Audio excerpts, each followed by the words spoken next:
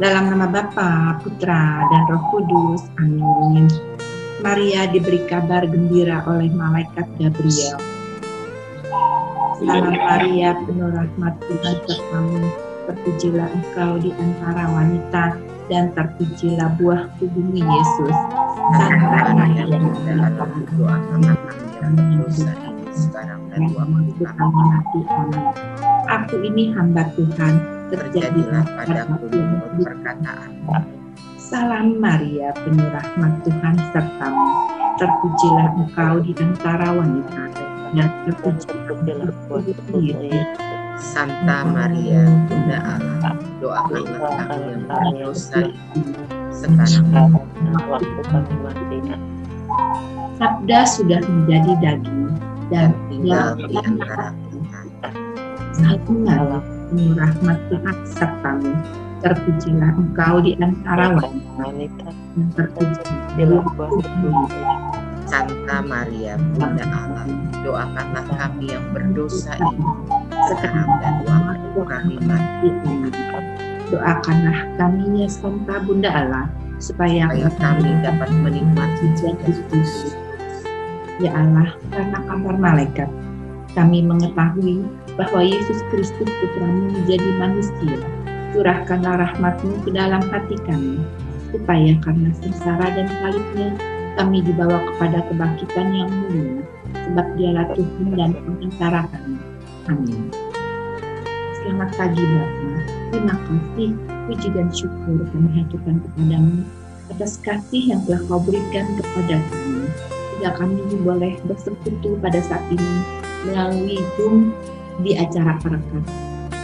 Kiranya apa yang telah Kau berikan kepada kami boleh dapat berguna bagi banyak orang. Bapa, dalam Perekat ini kami boleh menerima renungan-renungan yang sungguh sangat berguna bagi kami, yang akan dibawakan oleh Romo Gunawan. Berkati kami selalu dalam namu Bapa, biar kami boleh dengar dengan baik dan kami dapat merenungkan, dapat juga melakukan. Terpujilah namamu. Amin. Kemuliaan kepada Bapa, Putra, dan Roh Kudus, seperti pada permulaan, sekarang, dan selalu dan sepanjang segala masa. Amin. Dalam nama Bapa, Putra, dan Roh Kudus. Amin. Silakan Romo. Selamat pagi semuanya. Pagi Romo. Kita masih meneruskan tugas-tugas utama di dalam gereja. Kita sebagai gereja mendapatkan tugas suci dan tugas mulia, yakni tugas pertama mewartakan Injil. Itu tugas kenabian yang diwartakan juga oleh Yesus. Nah, kita sebagai gereja, sebagai umat Allah, diutus untuk mewartakan Yesus. Mewartakan Yesus. Nah, bedanya dengan agama Yahudi itu juga berubah ketika Yerusalem, Bait Allah menjadi pusat agama Yahudi. Mereka mengadakan doa dan Yerusalem, Bait Allah menjadi pusat dari agama Yahudi, dari pewartaannya.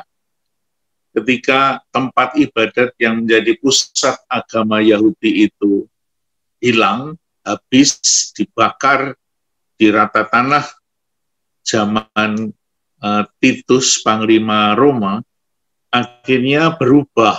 Pusat agama Yahudi bukan lagi Yerusalem dalam Bait Allah, tetapi menjadi buku, kitab suci.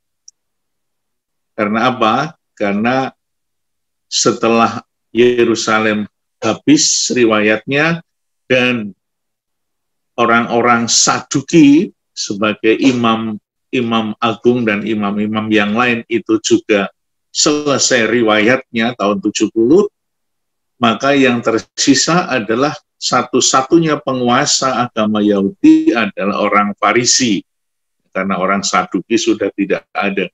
Yerusalem dikosongkan dan mereka pergi meninggalkan Yerusalem ke pinggiran kota namanya Yamnia. Lalu mereka mendirikan sekolah kitab suci. Sekolah kitab suci di Yamnia. Oleh karena itu orang-orang Farisi menjadi sangat fanatik. Dan sejak saat itulah Yudaisme itu berkembang dan pusat dari seluruh kehidupan orang Yahudi adalah buku Taurat, kitab suci. Sehingga mereka mewartakan buku, mewartakan kitab suci. Bedanya sama orang Kristiani, orang Katolik, yang diwartakan bukan buku, bukan kitab suci yang kita punya, tetapi kitab suci mewartakan Yesus.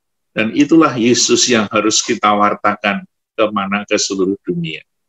Jadi kita mempunyai tugas pewartaan untuk mewartakan seorang pribadi, bukan mewartakan buku, tapi mewartakan pribadi yang hidup, yang turun dari surga untuk semua manusia. Dan tugas untuk mewartakan Injil itu dicatat oleh semua penulis Injil. Misalnya dari Matius 28 ayat yang terkenal itu terakhir, bukan 16 sampai 20, tetapi kita ambil yang 19 tentang perintah. Karena itu pergilah, jadikanlah semua bangsa muridku, dan baptislah mereka dalam nama Bapa dan Putra dan Roh Kudus. Dan ajarilah mereka melakukan segala sesuatu yang telah kuperintahkan kepadamu. Itulah perintah langsung dari Yesus sebelum Yesus naik ke surga. Jadi perintah ini sangat jelas. Kalau dulu sebelum Yesus menderita sengsara wafat dan kebangkitannya, serta kemuliaannya, ketika Yesus menyembuhkan orang sakit, ketika Yesus membuat mukjizat, selalu mengatakan, kamu jangan bilang-bilang dulu ya, jangan ngomong, tapi itulah kelemahan manusia. Kalau disuruh diam malah bicara, kalau suruh bicara malah diam. Begitu juga para murid Yesus ketika disuruh diam malah cerita kemana-mana. Tapi ketika Yesus menyuruh, ternyata mereka juga pergi. Itu Matius. Kalau kita melihat Markus, bab 16, ayat 15, dikatakan di sana juga, perintah Yesus kepada para muridnya untuk memberitakan Injil. Lalu ia berkata kepada mereka, ini dikatakan Yesus sebelum naik ke surga, pergilah ke seluruh dunia, beritakanlah Injil kepada segala makhluk. Nah, itu Markus. Markus adalah sekretarisnya Petrus di Roma, sehingga dia mendengar sendiri kesaksian Petrus di Roma, dan dia menuliskan di dalam kitab sucinya. Pergilah ke seluruh dunia, beritakanlah Injil kepada segala makhluk. Ini sangat jelas sekali kata-kata Yesus kepada murid-muridnya. Dan kita melihat juga di dalam Injil Lukas, bagaimana Yesus juga mewartakan, atau Yesus memberi perintah kepada para murid untuk mewartakan Injil. Tadi Matius dan Markus sudah begitu kelihatan. Lalu di dalam Injil Lukas juga tertulis di sana, dalam namanya berita tentang pertobatan dan pengampunan dosa harus disampaikan kepada segala bangsa, mulai dari Yerusalem sampai ke seluruh dunia. Kamu adalah saksi dari semuanya ini. Jadi jelas sekali perintah Yesus, para saksi yang hidup itu diminta untuk mewartakan Yesus yang sengsara wafat dan kebangkitannya untuk menyelamatkan dunia. Itu jelas sekali ditulis oleh semua penulis Injil.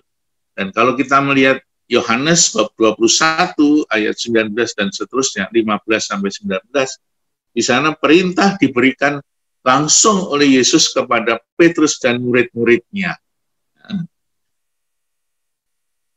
Gembalakanlah domba-dombaku. Itulah perintah Yesus untuk menggembalakan domba-domba di seluruh dunia. Jelas dikatakan di sana.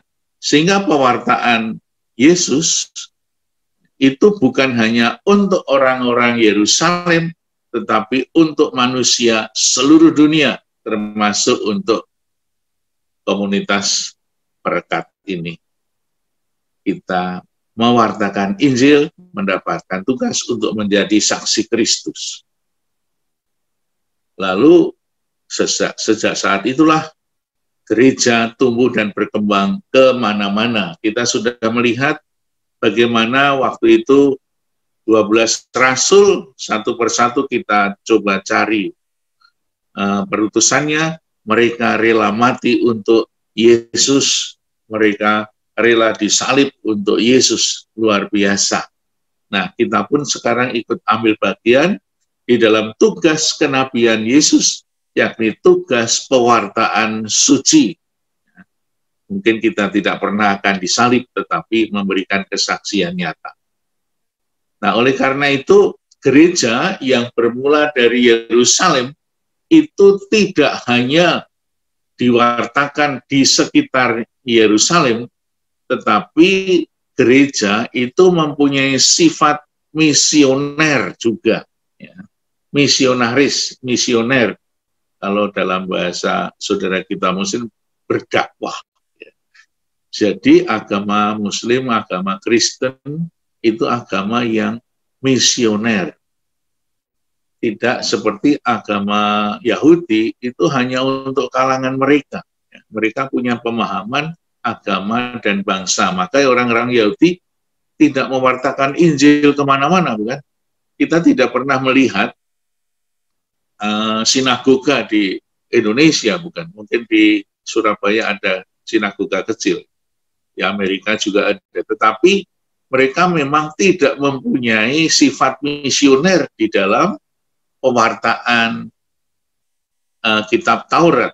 Mereka hanya belajar untuk anak cucu dan sebagai bangsa yang mempunyai darah Israel. Karena mereka sangat berpandangan sempit. Mengapa kok mereka tidak mewartakan ke seluruh dunia? Karena bagi mereka yang diselamatkan adalah yang berdarah.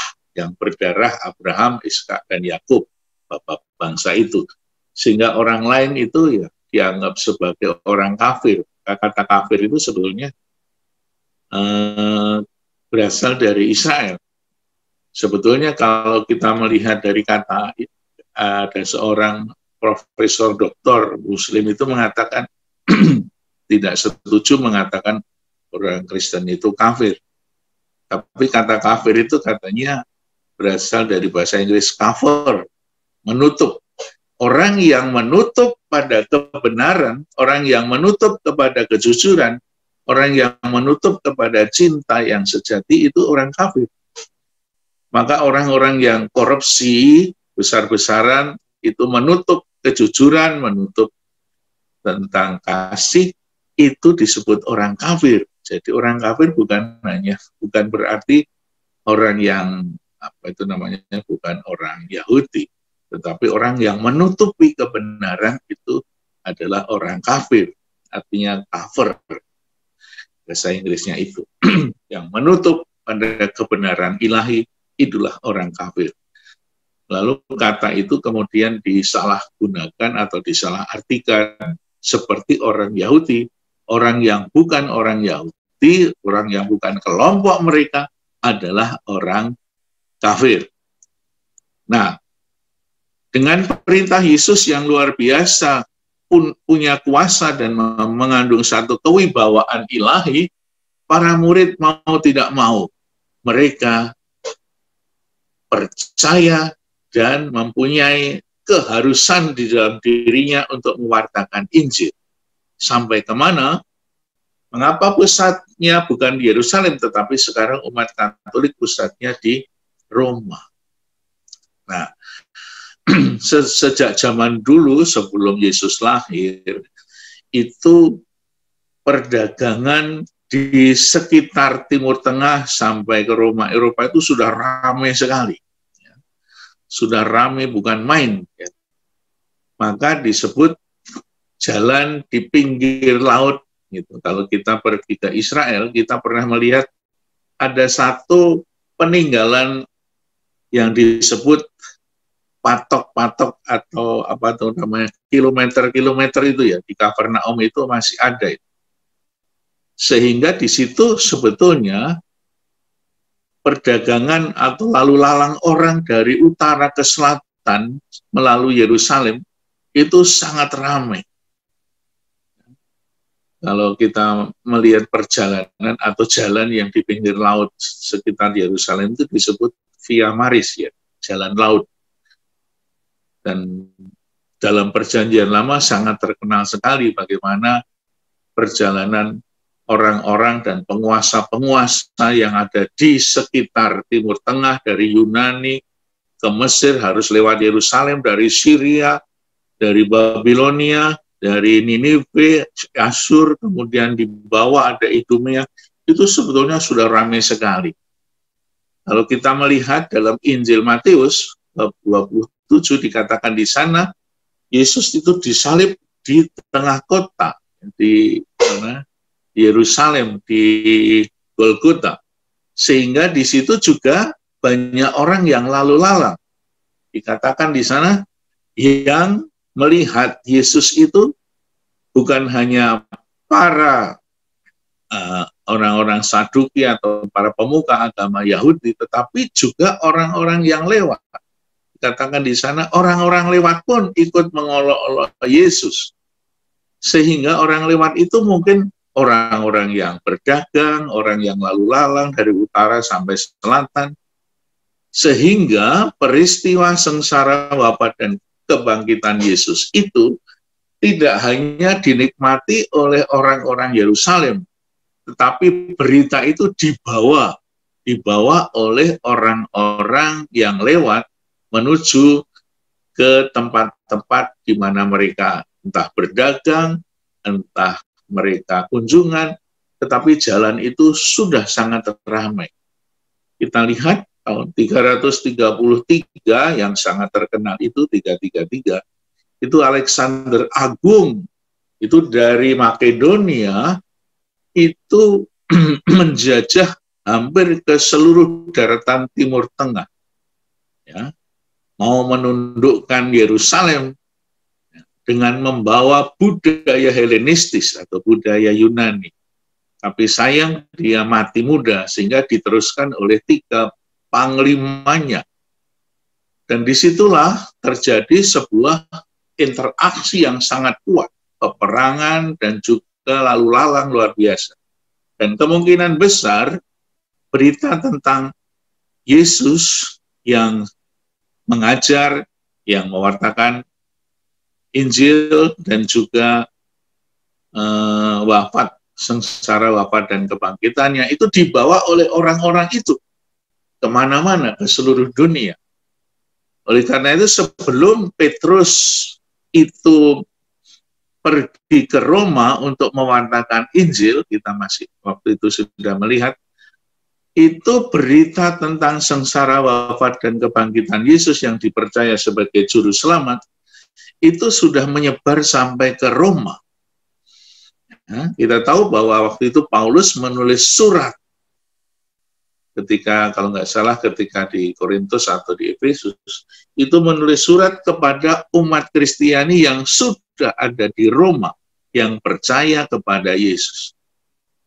Kita melihat sejak awal sejak abad pertama, itu orang-orang Kristiani dianiaya oleh Kekaisaran Roma.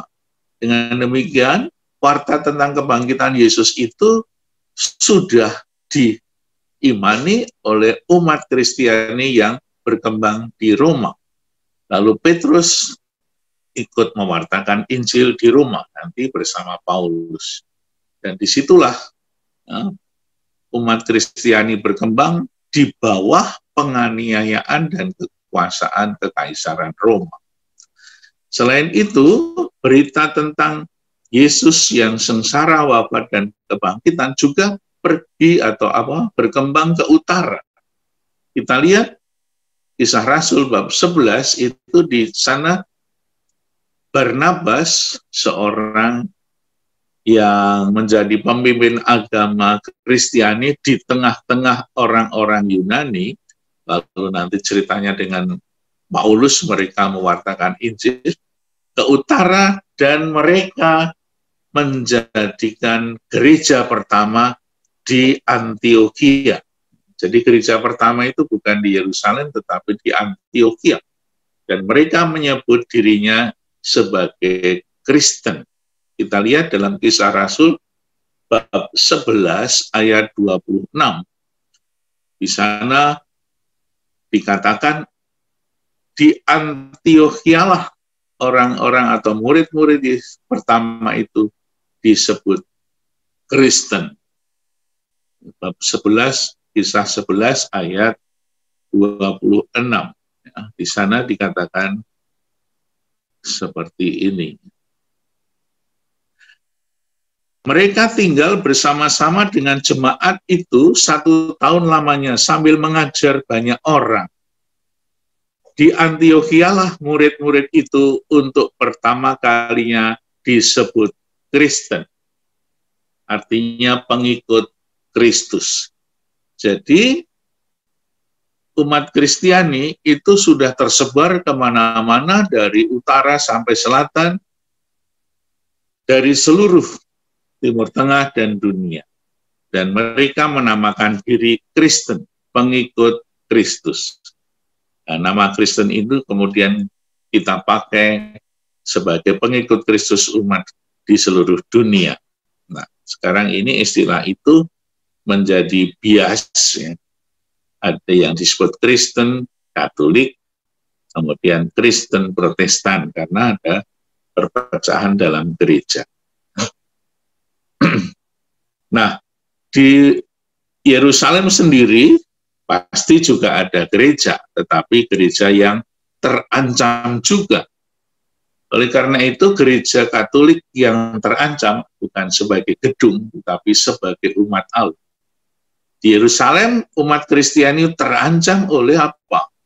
Oleh orang-orang Yahudi yang sangat fanatik.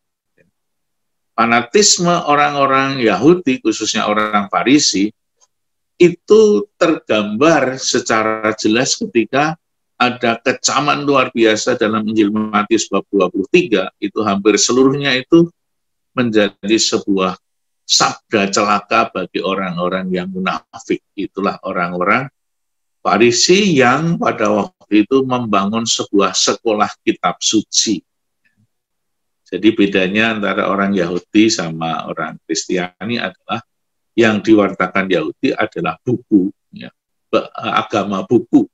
Tetapi kalau kita umat Kristiani adalah agama pribadi, agama Yesus yang diwartakan, bukan bukunya. Tetapi dalam buku itu mewartakan pribadi Yesus. Lalu yang menunggui di Yerusalem siapa? Di sana ada Yakobus. Yakobus yang menjadi uskup di Yerusalem, pasti gambaran kita, ya, keuskupan atau paus itu tidak seperti sekarang ini. Dulu mungkin juga seperti ketua lingkungan biasa, ketua RT semacam itu, karena belum tumbuh dan berkembang seperti sekarang ini. Sekarang ini sudah ada Vatikan yang sangat megah. Dulu ketika Petrus jadi paus pertama, ya seperti biasa saja di tengah-tengah masyarakat. Lalu baru tumbuh berkembang itu abad keempat ketika Kaisar Konstantinus menjadi Katolik. Lalu tumbuhlah berkembang gereja ke seluruh dunia. Yakobus menjadi uskup di Yerusalem dan dia mati, dibunuh oleh Herodes tahun 44 Masehi. Jadi Yesus wafat tahun 30-an, 14 tahun kemudian uskup Yakobus dibunuh di Yerusalem. Maka para murid yang lainnya pergi ke seluruh dunia untuk mewartakan Injil, sehingga pusat agama Katolik sekarang ini ada di Roma. Tetapi yang ke utara itu di Syria itu agama Katolik di sana. Dalam tradisi timur itu waktu itu pusatnya di Konstantinopel. Jadi kita punya sejarah dalam gereja, ada 2 pusat gereja Katolik, yang satu di Roma, yang satu di Konstantinopel. Nah, tetapi pusat yang utama adalah di Roma. Maka umat yang ada di timur, di Konstantinopel itu adalah umat Katolik memakai cara atau ritus timur. Ya. Jadi bagaimana mereka berdoa secara timur, tapi sama-sama Katolik. Dan itulah tugas para murid yang diberikan oleh Yesus, yang sampai sekarang diabadikan di dalam Injil. Semua penulis Injil menulis tentang tugas pewartaan semua orang. Pergilah ke seluruh dunia, wartakanlah Injil kepada segala bangsa. Ini adalah satu pandangan yang baru bagi orang Yahudi. Seperti tadi, Yahudi itu hanya mewartakan Injil untuk mereka yang mempunyai darah Yahudi. Maka tidak ada di seluruh dunia. Paling kecil-kecil sekali sinagoga. Dan kalau agama Kristiani adalah agama misioner, karena diperintahkan oleh Yesus untuk mewartakan Injil ke seluruh dunia. Maka marilah kita juga mohon berkat Tuhan supaya seluruh kata, perbuatan, dan hidup kita menjadi sarana pewartaan agar setiap orang mengenal Kristus Sang Juru Selamat dan boleh menikmati sukacita abadi bersamanya kelak. Amin. Terima kasih. Tuhan memberkati. Amin. Terima kasih Romo. Terima kasih Romo. Terima kasih Romo. Terima kasih Romo. Ya. Silakan Bapak Ibu yang ingin menanggapi atau yang bertanya, dipersilakan. Saya ya Bure. Ya, silakan. Romo, saya mau tanya Romo mengenai yang ritus timur itu ya. Itu dengan ortodok itu sama apa enggak sih Romo? Itu sejarah, Bu. Sejarah ya. Iya. Ini apanya ini sinyalnya enggak terlalu bagus ya? Iya. Suara Romo masih jelas kok. Suara Romo jelas. Kalau kita melihat sejarah dari gereja Katolik itu bahwa pewartaan itu satu ke barat, satu ke timur ya, Bu ya. Yang barat itu Petrus, kemudian di Roma menjadi pusat agama Katolik. Kalau ke timur itu Barnabas itu mempunyai pusat di Antioquia. Antioquia itu di mana sekarang di Syria ke utara sana. Nah, berkembanglah menurut ritusnya sendiri-sendiri. Kitab sucinya masih sama. Dalam sejarah gereja itu orang-orang timur itu banyak santo-santa juga, orang-orang yang suci luar biasa. Misalnya seperti Irenaeus, Athanasius, itu kan orang-orang timur, teolog-teolog yang sangat kritis luar biasa. Dan kita semua masih mempunyai pengajaran-pengajaran dari mereka yang sampai sekarang kita pakai. Itu menjadi dasar dari konsili-konsili yang ada di dalam gereja Katolik. Hanya mereka mempunyai cara berdoa misa sendiri dengan cara mereka sendiri, tetapi tetap di dalam koridor gereja Katolik universal, hanya dengan cara sendiri. Itu. Lalu pada tahun 1054 abad ke-11 itu gereja di timur itu pecah jadi dua. Ada prinsip yang berbeda antara para tokoh agama yang ada di timur. Sebagian, ya, misalnya prinsipnya itu soal misalnya soal apa namanya itu iman tentang Yesus Kristus, tentang Tritunggal Maha Kudus. Misalnya salah satunya itu di dalam kredo kita. Filioque itu istilahnya bahasa Latinnya anak. Kalau di dalam gereja Katolik itu ada prinsip Katolik Roma itu Bapa dan Putra itu mengutus Roh Kudus, ya. Lalu ada pendapat yang lain, Bapa dan Roh Kudus mengutus Putra. Ya. Maka itu perbedaan yang sangat tajam yang terjadi di timur, ya, di Konstantinopel. Ya. Maka tanda salibnya kan antara kita dengan orang Ortodoks terbalik. Terbalik. Bapa, Putra, dan Roh Kudus. Tetapi kalau untuk orang Ortodoks itu Bapa dan Roh Kudus mengutus Putra. Oh, gitu. Maka terjadi perpecahan karena ada perbedaan yang tajam sekali selain perbedaan-perbedaan yang lain tentang waktu itu abad ke-11 itu sudah mulai tumbuh berkembang tentang para uskup, para paus dan imam dalam ajaran tentang selibat segala itu. Lalu ada kelompok di timur yang setuju seperti Roma, ada yang tidak. Maka orang-orang yang tidak sepakat dengan teologi Roma, mereka menjadi kelompok sendiri namanya Ortodoks. Oh gitu. Gitu. Nah, sampai sekarang misalnya di Yerusalem, di Bethlehem itu ada kelompok-kelompok orang Ortodoks, ya, yang hidup berumah tangga. Oh. Saya ke Israel waktu itu ya.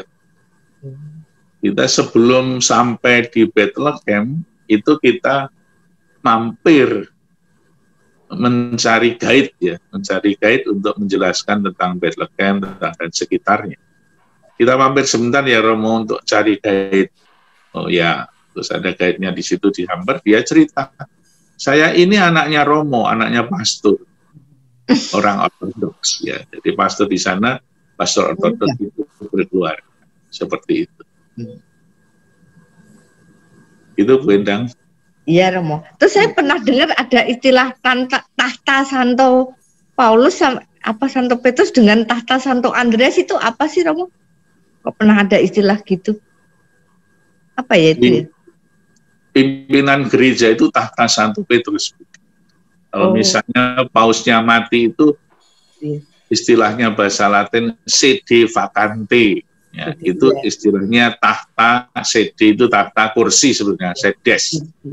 Maka itu sedes sapiensi, itu di Semarang ada sekolah terkenal sedes itu adalah tahta kebijaksanaan sebetulnya, gelarnya Bunda Maria. Tapi kalau tahta Petrus kosong itu sedes, ya, sedes, sede vacante, ya, itu bahasa Latin. Vacante itu kosong. Yang disebut tahta Santo Andreas itu katanya yang ritus timur itu, ya Romo, benar apa enggak Romo? Kemungkinan ya, saya tidak terlalu tahu, karena Andreas juga pergi ke sana kan, untuk mewartakan Injil ke timur. Terus kan berlawanan gitu ya antara Petrus dengan Andreas gitu? Waktu itu awalnya kan tidak Bu, itu baru terjadi abad ke-11. Petrus dan Andreas itu kan abad pertama. Jauh ya berarti ya, bukan karena itu ya. Ya. Sehingga timur itu ada dua kelompok, yang satu Ortodoks itu mempunyai paus sendiri. Paus pertama kalau nggak salah namanya Abraham, siapa gitu. Tetapi kelompok yang satu timur itu masih setia kepada Roma. Paus Roma ya. Ya, jadi mereka Katolik Roma, tetapi hanya punya cara ibadat timur. Yang Anglikan itu ya, Mo ya? Beda lagi. Beda. Timur ini ritus timur. Itu abad ke-11. Kalau Anglikan dan Protestan itu terjadi di Eropa Barat. Iya. Kalau Anglikan itu terjadi di Inggris. Iya. Raja Henry mau nikah lagi ya Romo? Ketika Raja Henry mau menikah lagi ya? Punya istri tapi nggak punya anak, tapi dia minta izin kepada Paus untuk nikah lagi demi sebuah kerajaan keturunan. Akhirnya mereka memisahkan karena Paus tidak mengizinkan. Dalam gereja Katolik nggak boleh punya istri dua. Akhirnya dia menjadi Paus di Inggris. Gitu. Pausnya orang Anglikan namanya, itu Henry ke-8. Tidak punya istri 1, 2 nggak boleh, tapi malah punya istri 8. Itu patungnya itu ada di Madame Tussauds di Inggris. Kalau kita pergi ke London, itu kita seringkali mengunjungi patung lilin, seperti di Hong Kong, di Amsterdam, itu ada patung lilin. Itu di sana sangat terkenal sekali itu. Salah satunya dulu pernah Presiden Soekarno dibuatkan patung lilin di situ. Lalu Henry itu duduk sebagai Raja Inggris gagah perkasa dikelilingi 8 istrinya yang ada di kanan poligami. Meskipun ada istri yang dibunuh sendiri oleh Henry ke-8. Dibunuh kamu? Karena itu kekuasaan gereja Anglikan itu di tangan raja sampai sekarang. Maka keturunan Henry, raja itu sekarang Elizabeth, Ratu Elizabeth yang punya kuasa di dalam gereja Anglikan. Maka pausnya gereja Anglikan adalah raja atau ratu. Itu. Lalu gereja Protestan memulai dari gereja Lutheran. Luther yang tadinya Katolik juga memisahkan diri dari gereja Katolik, mendirikan gereja Lutheran, kemudian berkembang menjadi Protestan dan gereja-gereja denominasi yang lain. Itu. Jadi ada tempat-tempat yang berbeda dalam perkembangan gereja dan perpecahan gereja. Romo, terus kalau yang di Indonesia kenapa ngambil yang berpusat di rumah? Apakah itu karena dibawa oleh penjajah Belanda itu atau gimana, Mo? Sejarahnya gimana, Mo, untuk yang di Indonesia, Mo? Ya, karena Roma itu berkembang ke seluruh Eropa Barat, kemudian ke ke Spanyol dan lain-lainnya, Portugis. Indonesia pertama kali dijajah oleh orang-orang Portugis, bukan? 450 tahun yang lalu mulailah tumbuh gereja Katolik. Pertama kali di mana sebetulnya, meskipun kemudian mati, itu di Maluku. Maluku, iya. Nah, waktu itu kita merayakan tahun berapa ya? 450 tahun gereja Katolik mulai ditanam di Indonesia. Lalu tahun ini kita juga merayakan 200 tahun ketika misionaris Belanda itu mendarat di Batavia, Indonesia. Yeah. Kan Franciscus Xaverius, gitu ya, itu kan pernah mampir di Maluku, di Indonesia kan. Dia mewartakan Injil di sana sebentar, kemudian ke Jepang, meninggal di Tiongkok, kemudian dimakamkan di Goa, India. Itu pewartaan Injil yang mendengarkan atau melaksanakan perintah Yesus, pergilah ke seluruh dunia, wartakanlah Injil. Ya, jadi ada macam-macam. Sehingga orang-orang yang mewartakan Injil ke Indonesia memang orang-orang Katolik Roma semua dulu, sehingga kita mengenal. Kalau yang di utara, Ortodoks dan juga Gereja Timur, itu ke timur, ke Rusia dan sekitarnya. Negara-negara Eropa Timur itu berkembang ritus-ritus timur. Ada juga yang ke India. Saya masih ingat ketika saya tinggal di Roma, itu saya satu kolese, satu asrama para Romo seluruh dunia. Ada yang dari India, ada yang dari Polandia, ada yang dari Inggris, dari Belanda, dari Australia, Afrika banyak. Itu kalau makan bersama satu ruangan ya berapa? satu rumah itu sekitar 30 orang dari berbagai macam dunia. Dan di situ teman-teman saya dari India dan juga dari sekitar Damaskus sana itu punya ritus timur.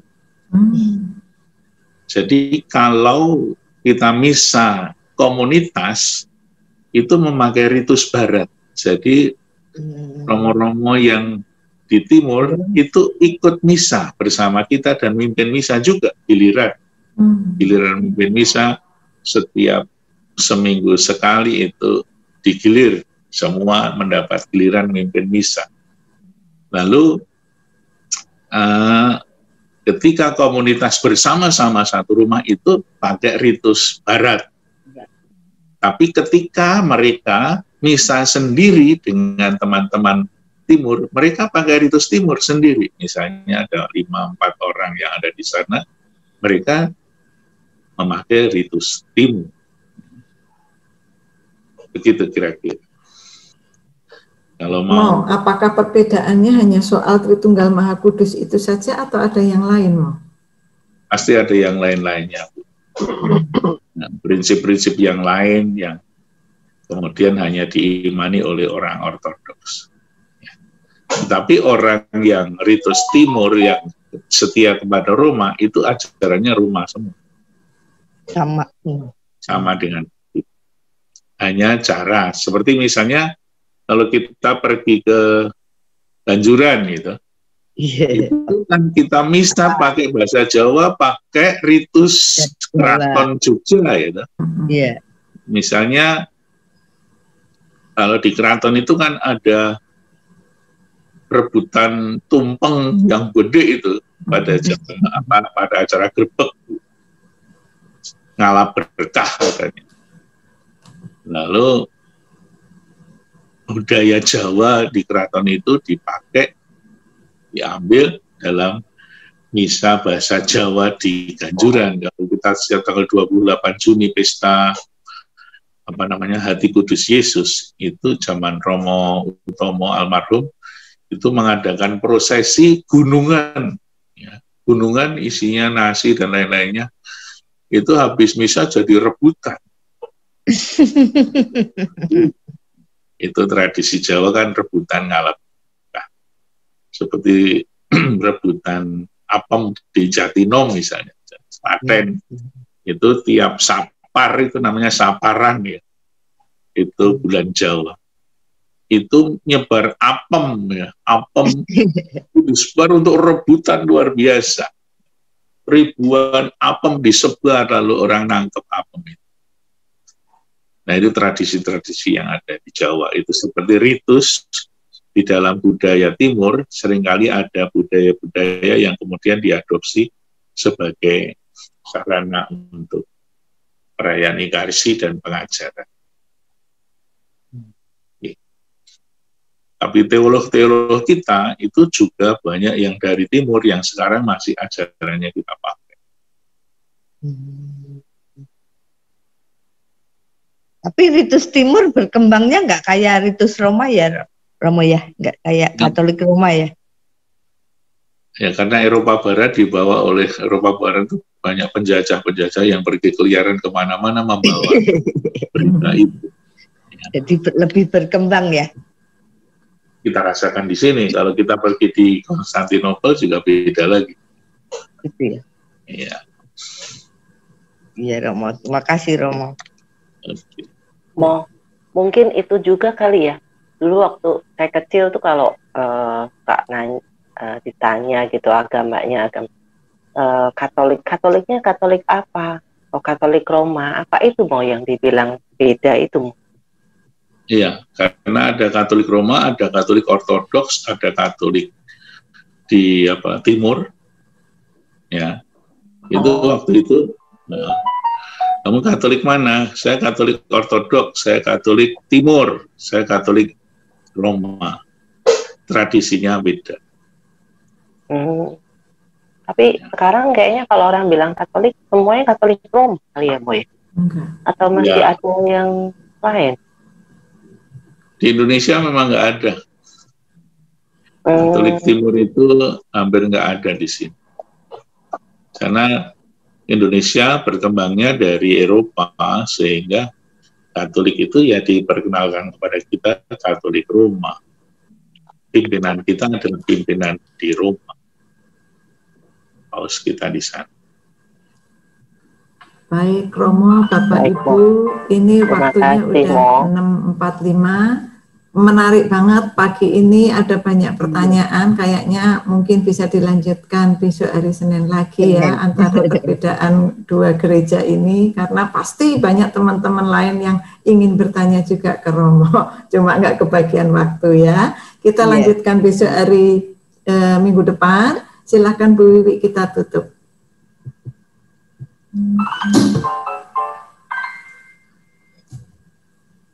Gus, amin. Terima kasih. Apa yang kami terima, renungan-renungan yang sungguh sangat kami belum mengerti menjadi lebih jelas lagi. Apa yang kami terima ini kiranya boleh menjadi berkat untuk banyak orang, Bapak. Dan kami lebih mendalami lagi dan lebih mengenal Engkau adanya. Bapak, kiranya kami semua dilindungi dalam perlindungan tangan kasih-Mu pada pagi hari ini, sehingga karya-karya dan pekerjaan kami diberkati selalu. Dan berkat-Mu kami mohonkan melalui Romo kami, Romo Gunawan. Silakan Romo. Tuhan sertamu. Dan sertamu juga. Semoga pewartaan kita hari ini mewartakan kebaikan Tuhan, sungguh diberkati oleh Allah yang Maha Kuasa, Bapa, Putra, dan Roh Kudus. Amin. Terima kasih.